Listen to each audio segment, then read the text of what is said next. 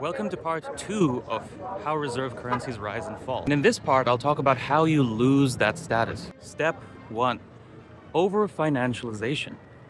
The Dutch economy, extremely focused on commerce and finance, failed to keep pace with Britain and France's industrial revolutions. You see, when you become the global reserve currency, your country gets a lot richer, but labor also becomes a lot more expensive. And so investment increasingly flows into the most profitable businesses, which are commerce and finance, and not factories or industry. And eventually, the only thing that makes money in your country is the management of money itself. And instead, you rely on cheap labor elsewhere, maybe in your colonies, maybe in other weaker powers, to supply the basic things your country needs.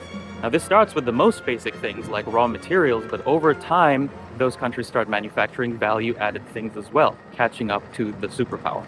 Now, you can actually delay the effects of this deindustrialization by making another market a captive market, which means even if it would have been cheaper for those industries to move to those markets, you just destroy their factories and stop them from industrializing at all, so that your people can continue to do not only the highest value-added stuff, but also other stuff like textiles and things, and can perpetuate that wealth generation for much longer. This was applied by the Dutch and the British during colonial times, and then the United States after World War II. And the eventual rapid deindustrialization of all of these countries is simply just pressure being released from an unnaturally expensive labor market. Step 2, political instability.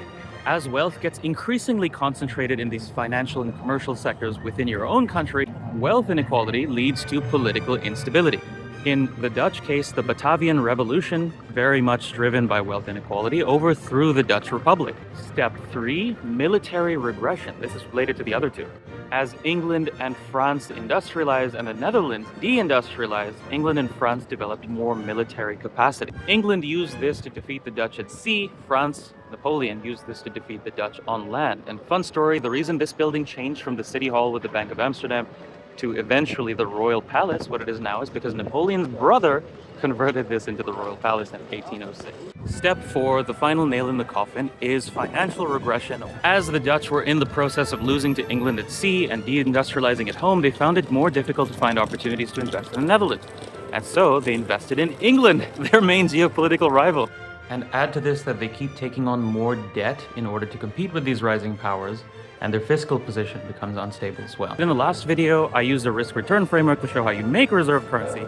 Using this same framework, you can see that increasing risks and lower returns make a reserve currency fall. The fall of a reserve currency is just the flip side of what created that reserve currency in the first place. How this is related to what's happening in the United States, you can probably see obvious parallels already.